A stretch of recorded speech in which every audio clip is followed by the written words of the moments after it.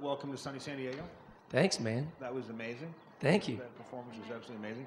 Thank you. Tell me where that song came from. Well, Here. came from here. Okay. No, I was living in Nashville for a bit, and I'm from Palm Springs originally, so I'm from out here. And then I lived in LA for a bit, but when I left in Nashville and came back, I kind of saw LA from a different way, and it was cool, and I kind of loved it. It was so easy to kind of hate on LA when I was living there, and I was like, oh man, this place. But leaving to go to Nashville and coming back, it was like it really just felt like, man, this is where I'm from. This is the way it is, you know, and like love it or hate it, like. This is the story of me moving to LA, and it's like a big part of who I am in some way, you know? Like, I'm a Los Angeles guy. Let me ask you this. Had you moved from Los Angeles to Des Moines and then come back, do you think the song would have been different? No, I think it would have been the same, because I love Nashville. I feel like if now I'm not saying Des Moines is not cool, but if I had moved somewhere that, you know, I didn't have as much fun in musically. But Nashville's, it's pretty musical, too. Yeah, that's true. I don't know. I think I probably would have, because even though they're both music towns, LA and Nashville could not be more different. You know, I'd barely even call them on the same scale as, like, you know, musically just totally different. But somehow in Nashville, I probably got on better musically there.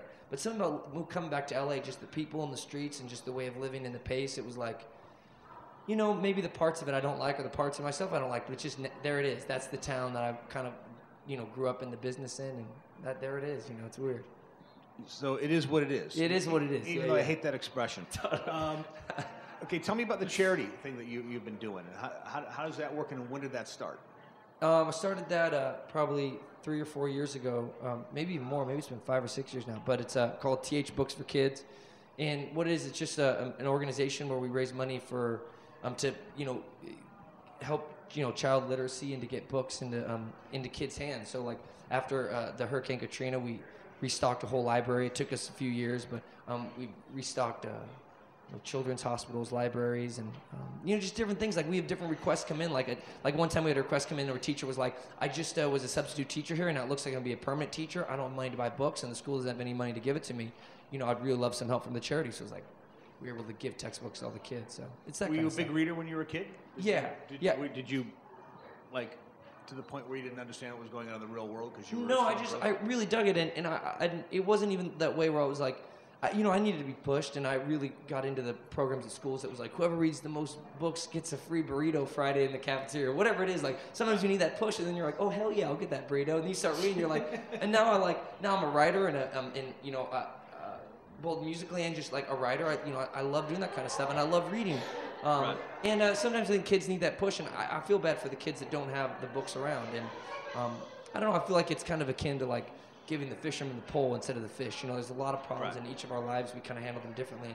I think if you have the tool of self-education, you can't really go wrong, you know. It's wonderful. Give me the influences when you were a kid growing up. Who was the first, what was the reason that you said, I got to pick up a guitar? Elvis was the big reason. We were on a cross-country trip when I was like 9 or 10, and my mom's like, okay, we're going to stop by this place called Graceland, and this guy named Elvis was there, and she got me his cassette tapes to kind of do some research. And I was like, okay. And I went to his house and saw his pictures and heard his music and was like, this is amazing. And it was right around that same time I got into Frank Sinatra. And for some reason, those two, I was just like, I got to be like them. And the only other guy that like probably came anywhere close to them in my heart was Robert Johnson a few years later. So between the three of them, I was like, I got to figure out how to be Robert Johnson and Elvis and Frank Sinatra. And like that's the kind of the three I try to keep around. Donuts, booze, the devil. That's what it comes down to. That's what I'm going to call my EP. I've been trying to figure out what to call it. Peanut butter and banana sandwiches, if you would take the donuts out. Totally. That's all in essence you have to do. That's it. It's that simple. That's my writer right there. Yeah, there you go. I just need I want the devil to be in the dressing room when I get there.